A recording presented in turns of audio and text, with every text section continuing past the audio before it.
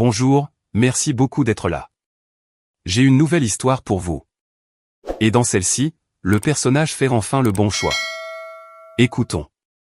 Je suis rentré d'un voyage d'affaires de 3 jours, et j'ai découvert que ma Mercedes à 70 000 € avait disparu.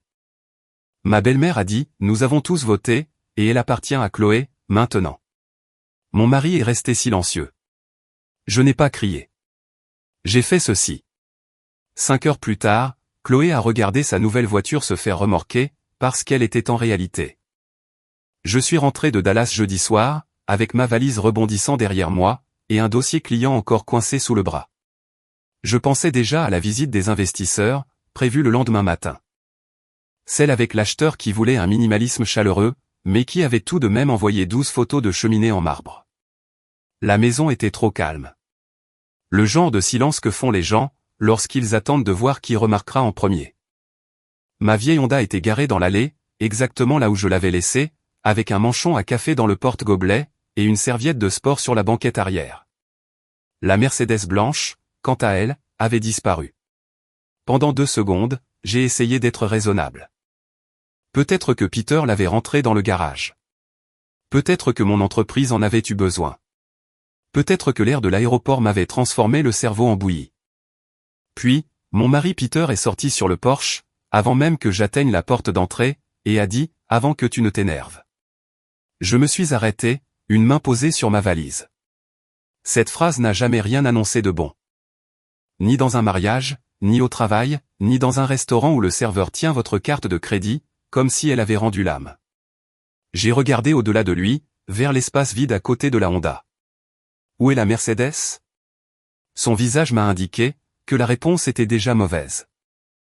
Peter ne m'a pas dit où se trouvait la voiture. Il a commencé par prendre le chemin le plus long, pour contourner la vérité. Tu as toujours la Honda, a-t-il dit, comme s'il présentait des preuves lors d'un procès, où le juge viendrait tout juste de se réveiller. Et honnêtement, tu n'as pas besoin des 2 voitures en même temps. Chloé traverse un mois difficile. Maman s'est juste dit. J'ai levé une main. Ma voiture. Où est-elle? Il a jeté un coup d'œil vers la rue, puis vers le garage, et enfin vers la lumière du Porsche, comme si l'une de ces choses allait miraculeusement le sauver. Maman a pensé que c'était logique. C'est à ce moment-là, que mon cerveau a cessé de chercher des explications innocentes. Un pneu crevé aurait été ennuyeux. Une bosse aurait coûté cher.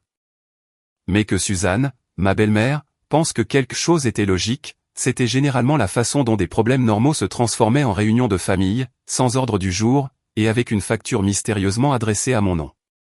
Peter, ai-je dit, finis ta phrase. Il a dégluti. Chloé en avait besoin pour quelque temps.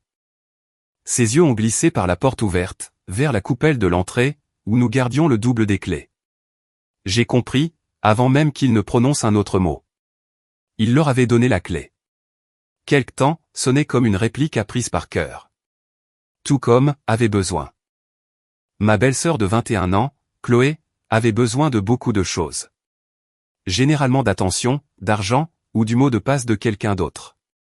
Peter a levé les 2 paumes. Ce n'est pas comme si tu étais bloqué sans rien. J'ai regardé la Honda, puis j'ai de nouveau posé les yeux sur lui. Il n'avait toujours pas nommé son crime. Et cette omission m'indiquait qu'il espérait que je l'aide à en minimiser la gravité.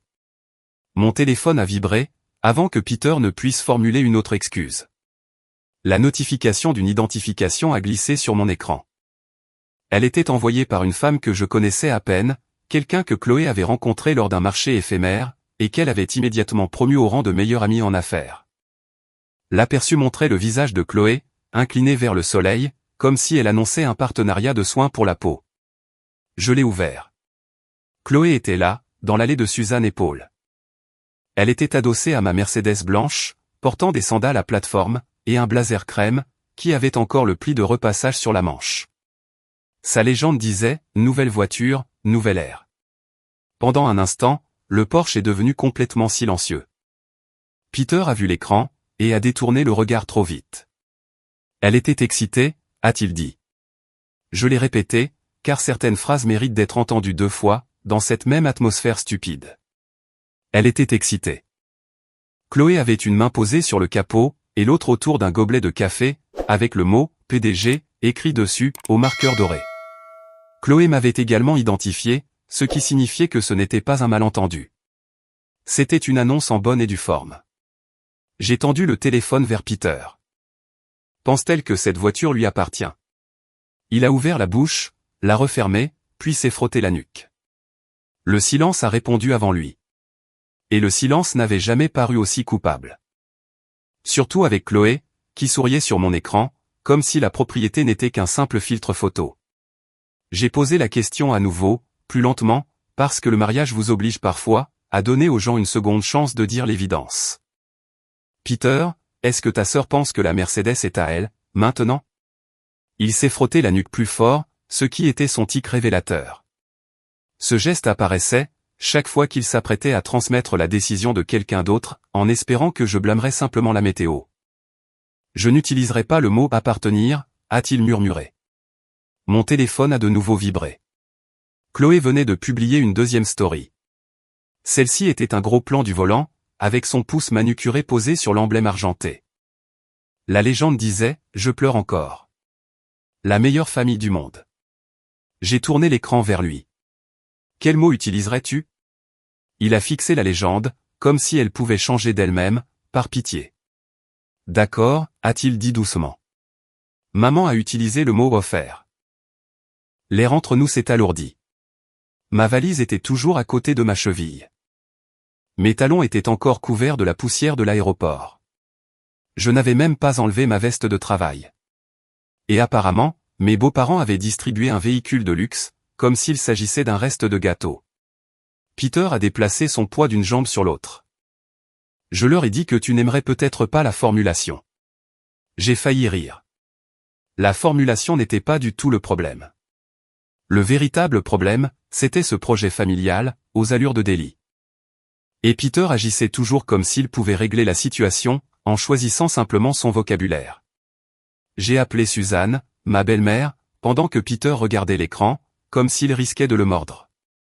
Elle a répondu dès la deuxième sonnerie, avec sa voix claire et victorieuse. « Bonjour, ma chérie. Tu es rentrée à la maison. »« Oui, ai-je dit. »« Pourquoi Chloé a-t-elle la Mercedes ?» Il n'y a eu aucune pause, aucune gêne, aucune recherche précipitée d'excuses. Suzanne attendait, en fait, d'être applaudie. Nous en avons discuté pendant ton absence. Nous avons tous voté, et elle appartient à Chloé, maintenant. Chloé a besoin d'une image forte pour sa nouvelle entreprise, et toi, tu as déjà une voiture. C'était la chose la plus juste à faire. J'ai regardé Peter. Il étudiait le mur, avec la concentration d'un gardien de musée. Vous avez voté pour ma voiture. Nous avons pris une décision familiale. Apparemment, j'étais parti à Dallas, et j'avais manqué un véritable coup d'état familial. J'ai demandé qui, exactement, avait été inclus dans ce « nous ». Suzanne a ignoré ma question avec désinvolture, comme on passe un péage, sans aucune intention de le payer. Chloé est en train de bâtir Chloé Art Creative. Une marque de style de vie de luxe a besoin de luxe. Suzanne, ai-je dit, en prononçant chaque mot très distinctement. La Mercedes est un véhicule de fonction. Elle a ri.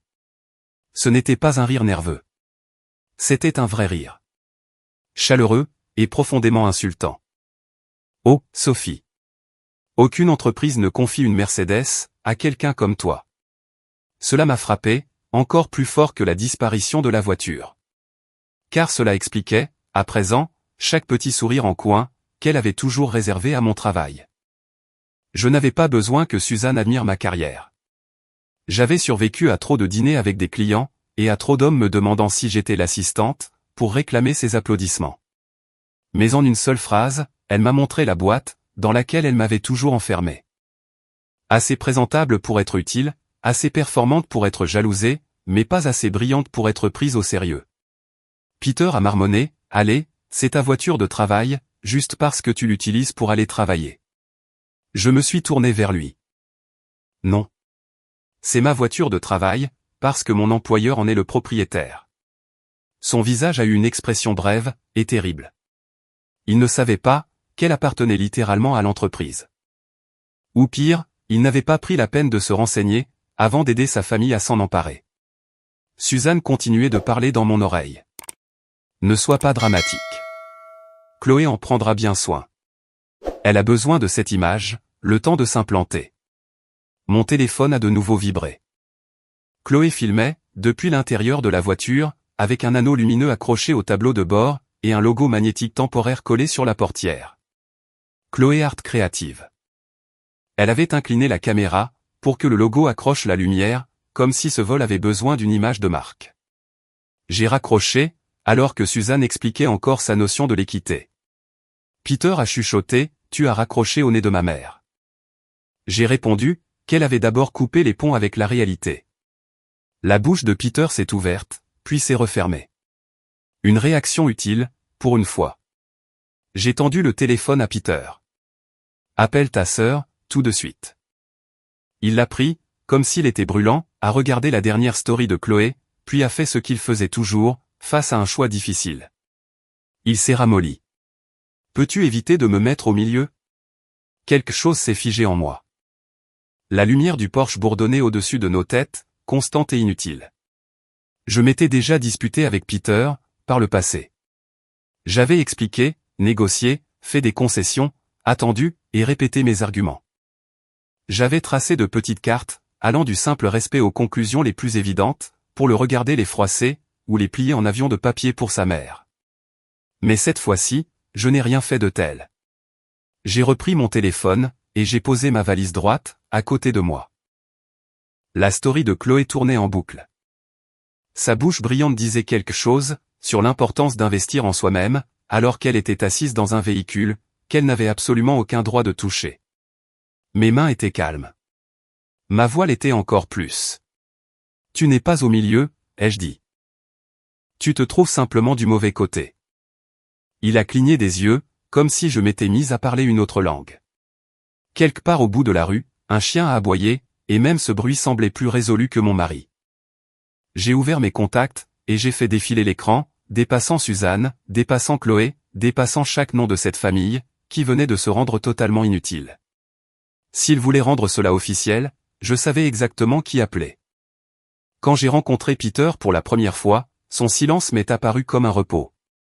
J'avais 29 ans, je travaillais tard, je vérifiais mes emails au feu rouge, et j'évaluais mes semaines, au nombre de dîners clients que je pouvais supporter en talons. Il affichait un calme, qui semblait presque luxueux. Lors de notre 3e rendez-vous, le tonnerre a fait trembler les vitres du petit restaurant italien, où nous dînions. J'ai sursauté, car mon téléphone affichait 3 appels manqués du travail. Peter a simplement levé les yeux de ses pattes, et a dit, l'orage se rapproche. Tu veux un dessert? J'ai ri. Je pensais que c'était du charme. J'ai confondu la passivité avec du caractère, alors que ce n'était qu'une habitude. À l'époque, j'étais toujours dans l'action, poussé vers l'avant. Je voulais la promotion, les comptes plus importants, et une place à la table de ces hommes en montre de luxe, qui discutaient de bâtiments, comme s'il s'agissait de pièces d'échecs. Peter préparait le café, réparait les poignées de placard desserrés, et ne s'est jamais senti menacé, lorsque je rentrais avec de bonnes nouvelles. Tu es le moteur, m'a-t-il dit un jour, en embrassant mon front, alors que je révisais un contrat. Et je suis les freins. À l'époque, cette phrase m'a semblé rassurante. Elle évoquait un équilibre parfait. Elle ressemblait à ce genre de mariage, où mon ambition ne ferait fuir personne. Je ne comprenais pas encore, que les freins peuvent aussi vous maintenir bloqué à un feu vert, pendant que tout le monde klaxonne derrière vous. Le manque d'opinion de Peter a ressemblé à de la gentillesse, pendant longtemps. Il ne se souciait jamais de l'endroit où nous allions manger, du canapé que nous devions acheter, ou de la famille chez qui nous allions fêter Thanksgiving. Il souriait, haussait les épaules, et disait, « Ce qui te rend heureuse, Mira. » Je croyais que cela signifiait, qu'il était facile à aimer. Puis, j'ai vu ce qui se passait, lorsque la personne la plus bruyante de la pièce n'était pas moi. Dans la famille de Peter, cette personne a toujours été Suzanne. Elle ne posait pas de questions. Elle se contentait d'annoncer les résultats. Le dîner était déplacé du samedi au dimanche, tout simplement parce que le dimanche l'arrangeait mieux. Le matin de Noël s'est transformé en brunch chez elle, parce que tout le monde sait, bien sûr, que ce sont les mères qui donnent le ton. Même Paul, mon beau-père, se contentait de hocher la tête, caché derrière son journal. Un été, Suzanne a modifié notre réservation d'anniversaire de mariage, parce que Chloé voulait des photos de famille au centre-ville. J'avais réservé ce restaurant 6 semaines à l'avance, et acheté une robe, dont je n'avais même pas encore retiré les étiquettes. Peter m'a dit, nous pouvons célébrer cela, n'importe quel autre soir. J'ai répondu, nous avons réservé cela il y a 6 semaines. Il a embrassé ma joue. N'en faisons pas toute une histoire. Nous avons donc souri, à côté d'une fontaine, pendant que Chloé se plaignait que la lumière lui donnait un air fatigué, et que Suzanne nous disposait comme des meubles. Suzanne appelait cela de la flexibilité. Moi, j'appelais cela un entraînement. Mon emploi rendait l'histoire de la Mercedes très simple, du moins, pour quiconque écoutait pendant plus de 11 secondes. Je travaillais dans les relations clients, pour une société de développement immobilier de luxe. Cela impliquait des visites privées, des dîners avec des investisseurs, des navettes vers l'aéroport, et des visites guidées pour des acheteurs nerveux, dans des appartements témoins, où les robinets coûtaient plus cher que mon premier appartement. La Mercedes faisait partie de ce monde-là. Elle avait fière allure, en s'arrêtant devant un hôtel de prestige. Elle sentait le cuir, les lingettes aux agrumes, et l'air de la richesse. Elle était stipulée dans mon contrat, assurée par mon entreprise, suivie par un logiciel de gestion de flotte, et m'était exclusivement assignée, pour un usage professionnel. Ma vraie vie, en revanche, c'était la Honda. La Honda avait un sac de sport à l'arrière, 3 sacs de course en tissu, et une minuscule rayure, datant de l'époque où Peter avait essayé de se garer en créneau, devant un restaurant de tacos. Je l'aimais bien. Personne ne s'attendait à ce que je glisse hors de cette voiture, en tenant un dossier avec des inscriptions argentées. Chloé a vu la Mercedes un jour, et a lancé, ça doit être sympa d'avoir une voiture de riche, gratuitement. Elle n'est pas gratuite, lui ai-je répondu. Elle m'est assignée. Elle a souri, ah oui, l'image de marque. Elle n'avait entendu qu'un seul mot, et avait construit tout un fantasme autour de cela. La Mercedes, c'était le travail. La Honda, c'était à moi. Cette différence comptait pour tout le monde, sauf pour ces personnes, qui manipulaient mes clés, et confondaient leur sentiment d'avoir tous les droits, avec du soutien. La Mercedes n'était pas la première chose, que la famille de Peter traitait comme une ressource partagée. C'était simplement la chose la plus grande, et la plus brillante, ce qui rendait la situation bien plus difficile à masquer, sous le prétexte d'un malentendu. Un jour, Suzanne a offert notre chambre d'amis au fils de sa sœur, avant même de nous demander la permission. Peter a dit, ce n'est que pour 2 nuits. Et il a paru surpris, lorsque le séjour a duré 5 jours. Chloé a emprunté mon manteau couleur camel, le temps d'une photo, et l'a rendu imprégné d'une odeur de lac parfumé et de panique. Quand je lui ai demandé pourquoi la doublure était déchirée, elle a répondu, tu agis comme si j'avais rayé ta voiture. Il y avait aussi eu l'entreprise de bougies de Chloé. Suzanne avait décrété, que la famille devait la soutenir, et s'était portée volontaire en mon nom, pour que j'achète la première commande de gros. Cette entreprise a duré 11 jours. Juste le temps nécessaire, pour que mon garage empeste la fumée de vanille et le regret. À chaque fois, Peter utilisait exactement la même phrase, choisissons nos batailles. Le plus étrange, c'est qu'il n'en a jamais choisi une seule. La bataille était toujours trop petite, trop embarrassante, trop proche de l'heure du dîner, ou trop susceptible de contrarier sa mère. Alors, le prix à payer ne cessait de s'accumuler. La chambre d'amis, le manteau, l'argent, le temps, et les messages d'excuses. Chacun de ces événements leur a appris, que mon « non » pouvait être traité comme un brouillon. Une chose à réviser, encore et encore, jusqu'à ce que Suzanne approuve la version finale. Au moment où je me tenais dans notre entrée, avec la story de Chloé tournant en boucle sur mon téléphone, chaque petite capitulation s'alignait derrière la disparition de la voiture. Il ne s'agissait pas d'une seule décision ridicule. C'était l'aboutissement de nombreuses années, durant lesquelles tout le monde avait appris, que je pouvais céder à la pression, que Peter pouvait être amadoué, et que Suzanne pouvait transformer le vol, en un acte d'équité. Peter m'observait, comme s'il espérait que je me calme, et que je devienne assez raisonnable, pour encaisser les dégâts en silence. C'était bien là son talent. Il n'allumait pas les incendies. Il se contentait de faire un pas de côté, me laissant sentir la fumée en premier. Je ne pensais pas que cela deviendrait si grave, a-t-il dit. C'était déjà grave, au moment même où ils l'ont prise. Il a baissé les yeux vers le sol. Maman a dit que tu serais en colère au début, mais qu'ensuite, tu comprendrais. Non, ai-je répliqué. Elle a dit que ça me passerait. Son silence a confirmé cette nuance. Pendant des années, je croyais que Peter refusait de se battre, parce qu'il était d'une nature douce. Maintenant, j'en voyais le véritable coup. Il ne se battait pas contre moi. Mais il ne se battait pas non plus pour moi. En fait, il ne se battait contre personne. Il attendait simplement que le conflit s'abatte sur quelqu'un d'autre, puis faisait mine d'être surpris, par les bleus que cela laissait. Généralement, sur moi. Cette fois-ci, j'ai fait un pas de côté pour esquiver le coup, avant que le poids total de leur décision n'écrase également ma réputation. Je n'ai pas appelé Chloé. Je n'ai pas rappelé Suzanne. J'ai appelé Tessa, la gestionnaire de flotte de mon entreprise, parce que son numéro était enregistré sous le nom « Flotte Urgence ». Et pour une fois, l'étiquette n'avait rien d'exagéré. Elle a répondu, avec un bruit de circulation en arrière-plan. « Sophie, tout va bien ?»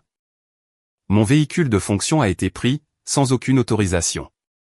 Le bruit de la circulation a semblé disparaître instantanément. Pris par qui? J'ai regardé Peter. Il s'était assis sur les escaliers, les coudes posés sur les genoux, comme si la gravité n'avait soudainement augmenté que pour lui. La famille, ai-je dit. Tessa est restée silencieuse, l'espace d'une seconde. Puis, sa voix s'est transformée, prenant ce ton vif et tranchant, qu'elle utilisait lorsqu'un client tentait de repousser une date de clôture par SMS. Le conducteur figure-t-il sur la liste des personnes autorisées? Non. Avez-vous toutes les clés en votre possession? Non.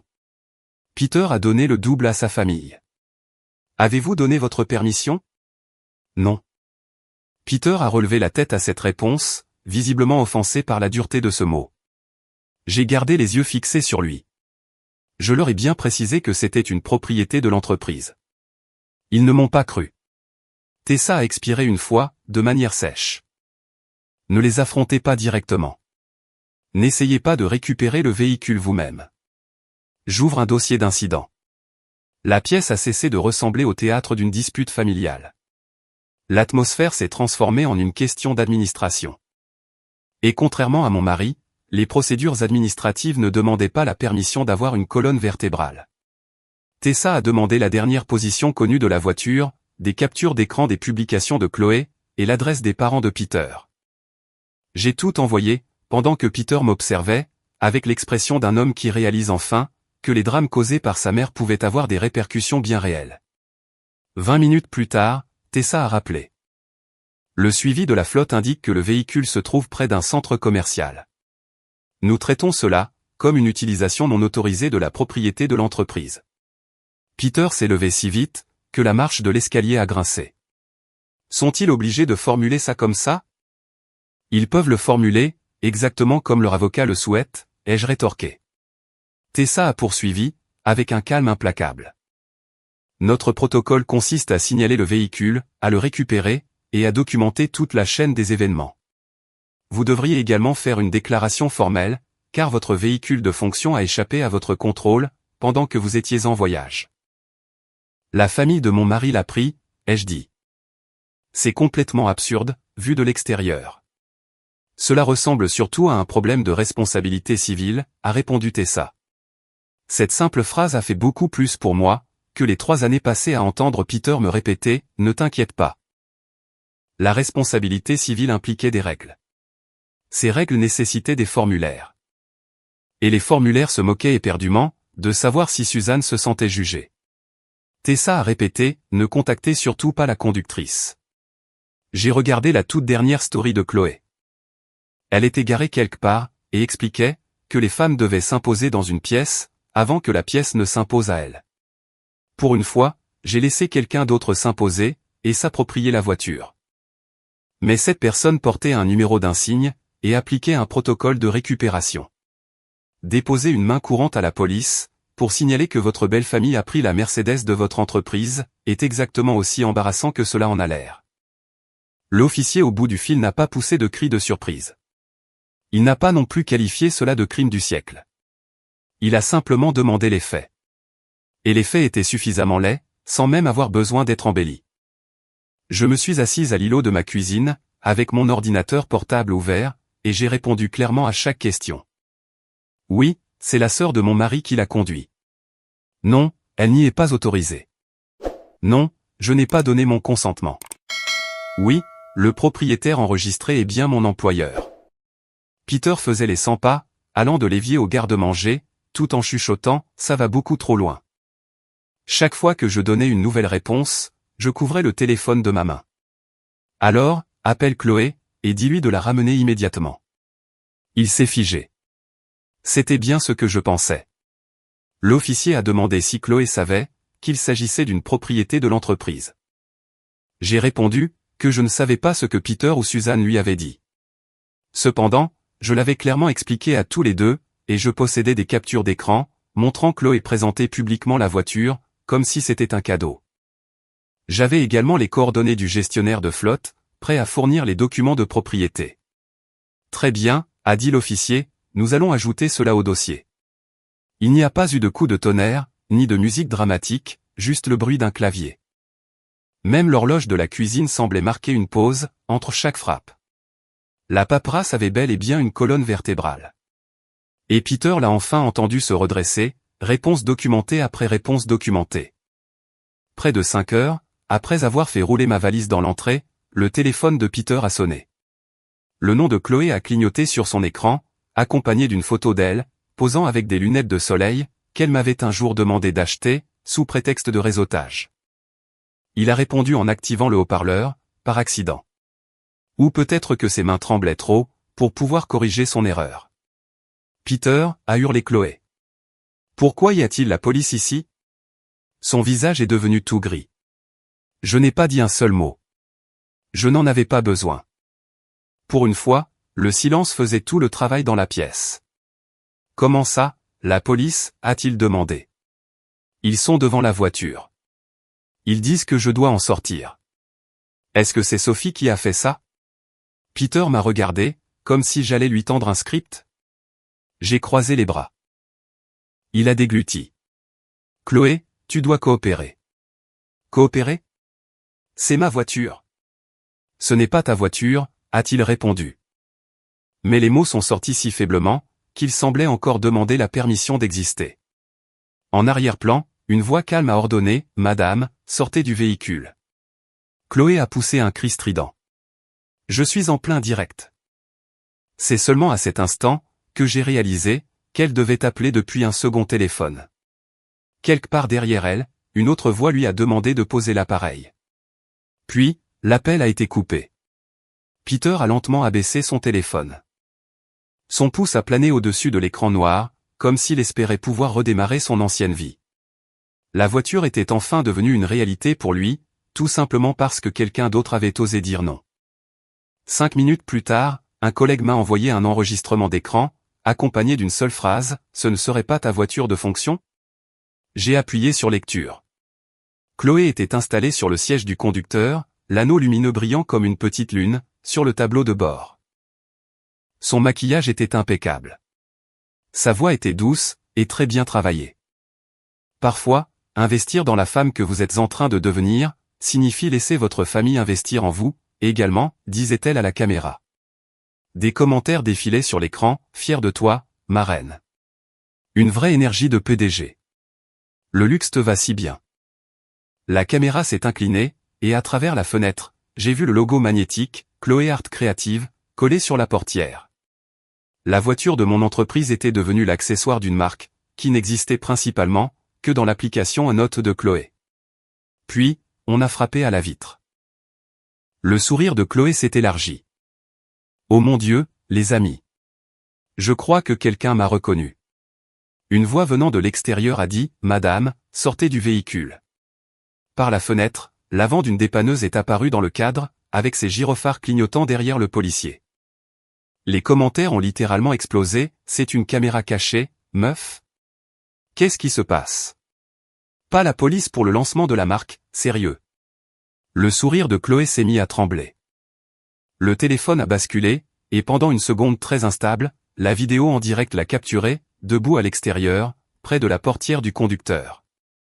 Elle regardait la Mercedes, qu'elle venait tout juste d'appeler sa nouvelle voiture, se faire attacher à la dépanneuse. Ensuite, la vidéo s'est terminée. Ce fut la dernière fois que les abonnés de Chloé l'ont vu sourire ce jour-là. À moins de compter la miniature figée de la vidéo, qu'elle ne pouvait plus contrôler. Dès le lendemain matin, Chloé avait transformé son humiliation en création de contenu. Sa nouvelle vidéo présentait un éclairage tamisé, des yeux rougis par les larmes, et un pull beige glissant sur une épaule, comme pour se donner un costume de fragilité et d'honnêteté. Elle a regardé droit dans l'objectif, et a chuchoté « Je n'aurais jamais pensé qu'une autre femme de ma famille puisse me punir pour avoir accepté un cadeau. J'ai regardé cela, assise à la table de ma cuisine, avant même de boire mon café. Ce qui était dangereux, car je préfère généralement avoir ma dose de caféine, avant d'affronter la calomnie. » Chloé a raconté qu'une belle-sœur jalouse avait soudainement changé d'avis, après lui avoir offert une voiture en cadeau. Elle a expliqué qu'elle avait été publiquement humiliée, simplement parce qu'elle essayait de construire sa propre entreprise. Elle a ajouté que les femmes devaient se soutenir entre elles, et non pas appeler les autorités, lorsqu'une autre femme se mettait à briller. Elle a même marqué une pause dramatique, pour se tamponner le dessous de l'œil avec un doigt, en prenant grand soin de ne pas abîmer son mascara.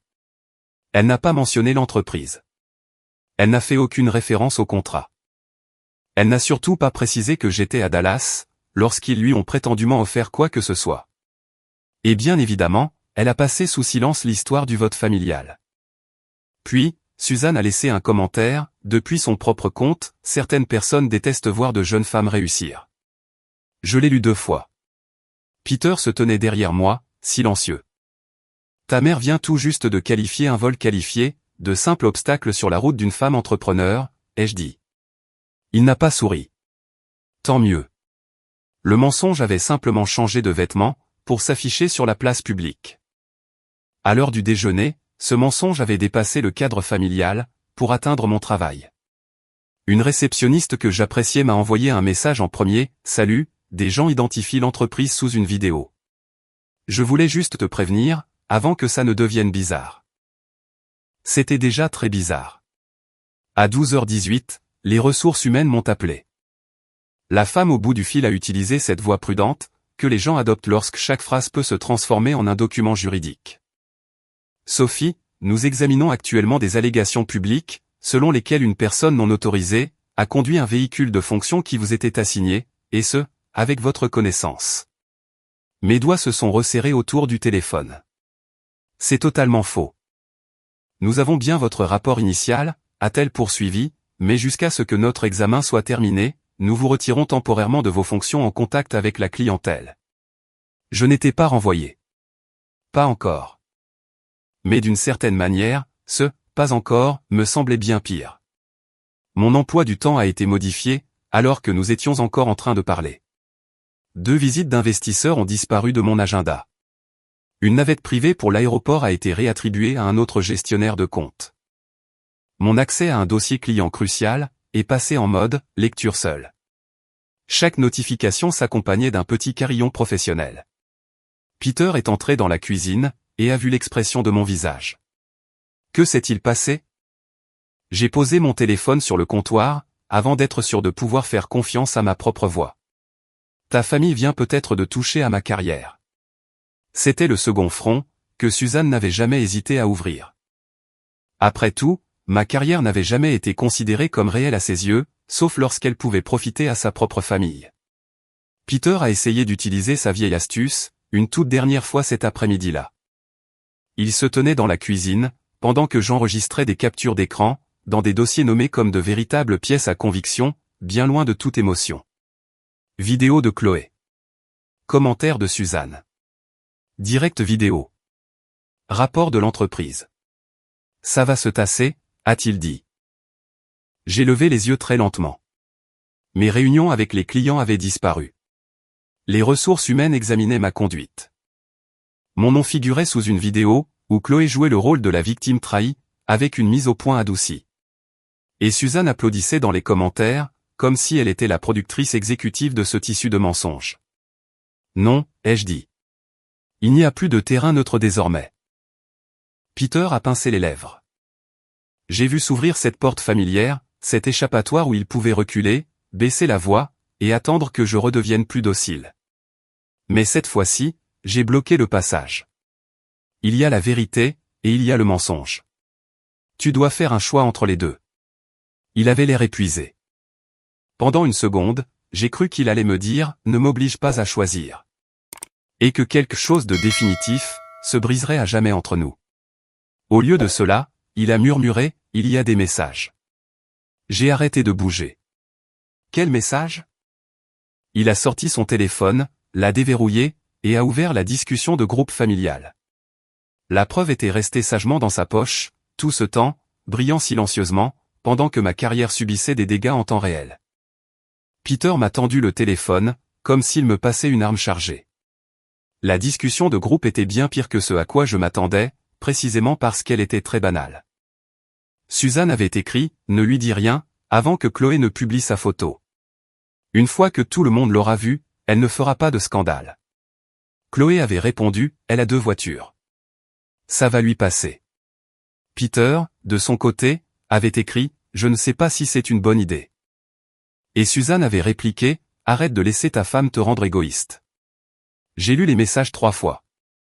Personne n'avait affirmé que j'étais d'accord. Personne n'avait dit que l'on m'avait demandé mon avis. Personne n'avait même pris la peine de construire un mensonge convaincant avant de s'emparer de la voiture.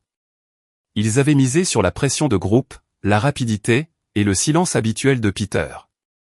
Je me suis envoyé les captures d'écran à partir de son téléphone.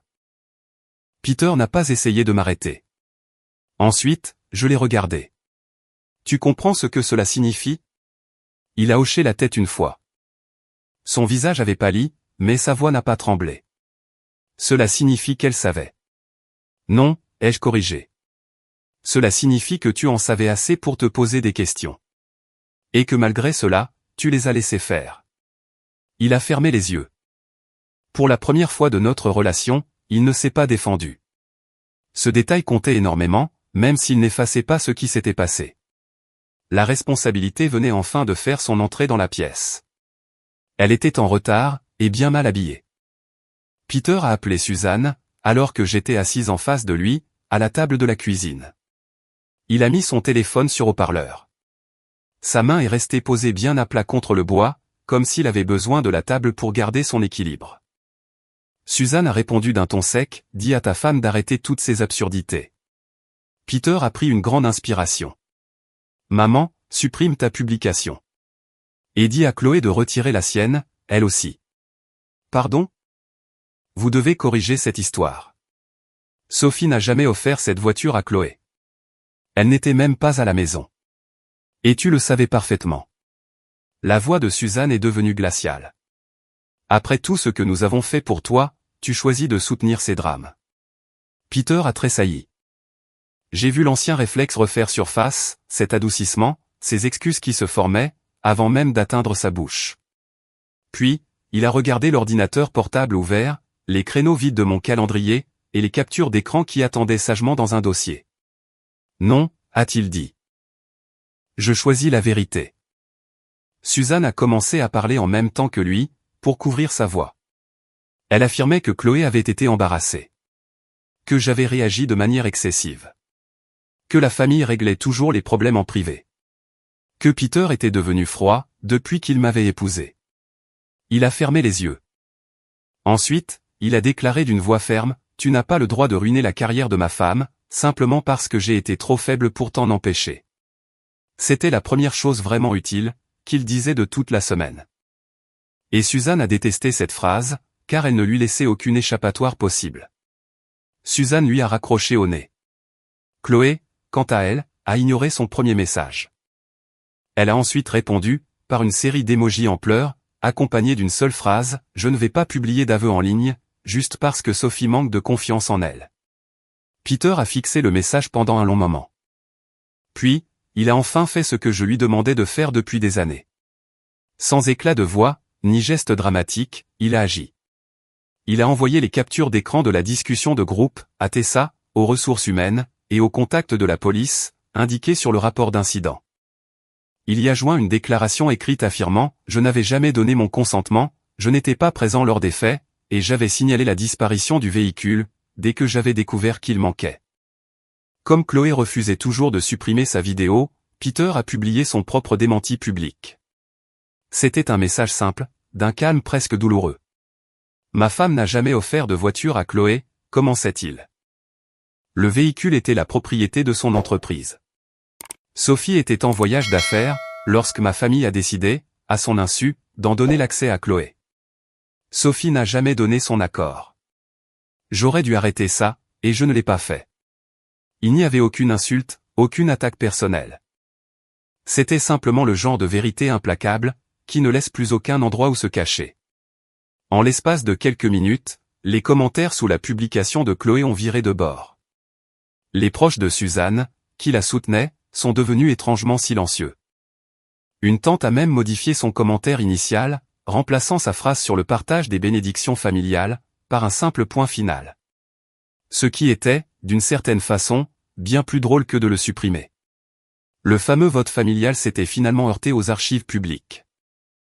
Au travail, Tessa a appelé la première. Nous avons bien reçu la déclaration, les messages, les relevés GPS, le rapport de police, et la vidéo en direct. Vous avez géré la situation de manière tout à fait correcte. Je me suis assise, parce que mes genoux ont soudainement ressenti le besoin urgent d'un meuble. Les ressources humaines m'ont appelé, 1 heure plus tard. La restriction temporaire, concernant mes contacts avec la clientèle, était officiellement levée. Mes réunions ont réapparu dans mon emploi du temps. Ma patronne m'a demandé de passer à son bureau, dès le lendemain matin. Non pas pour une sanction, mais pour faire un bilan de la situation. Une fois dans son bureau, elle a fermé la porte, et m'a dit, « Vous avez signalé la disparition du véhicule, au lieu d'essayer de le récupérer vous-même. Cette décision vous a protégé, et elle a également protégé l'entreprise. » 6 mois plus tard, l'histoire de la Mercedes était devenue 3 choses distinctes, une véritable légende familiale, un sujet de commérage au bureau, et le résultat de recherche le plus détesté par Chloé, sur Internet. Mon nom était blanchi. Chloé a dû fermer son compte sur les réseaux sociaux, après que le scandale de la PDG de luxe à la voiture volée l'ait poursuivi à chaque tentative de relancer sa marque. Elle a dû payer des amendes, accepter une mise à l'épreuve pour délit mineur, et contribuer aux frais de récupération, de remorquage, ainsi qu'au nettoyage complet du véhicule. Suzanne a payé une partie des frais de justice de mon entreprise. Elle a également signé une rétractation écrite, admettant qu'il n'y avait jamais eu le moindre cadeau. Peter a commencé une thérapie, a posé de vraies limites, et a cessé de dire « choisissons nos batailles », comme si c'était une preuve de sagesse, au lieu d'une simple fuite en avant. Notre mariage ne s'est pas guéri par magie, mais il a changé de forme. Certaines batailles ont pour but de protéger la personne, que l'on a promis d'aimer. Et cette fois-ci, Peter a enfin choisi de se battre pour sa femme. Alors, dites-moi honnêtement, ai-je pris la bonne décision en aggravant la situation, ou aurais-je dû régler cela en famille, comme il le souhaitait? Laissez-moi votre avis dans les commentaires, et abonnez-vous pour plus d'histoires. Bonjour, un petit coucou rapide de la part de Zorita. Dites-moi ce que vous avez pensé de cette histoire. De plus, si vous souhaitez m'écouter raconter mes propres histoires, et même les jouer un peu, n'hésitez pas à jeter un œil à mon autre chaîne. Il devrait y avoir un lien dans la description, et probablement quelque part sur votre écran.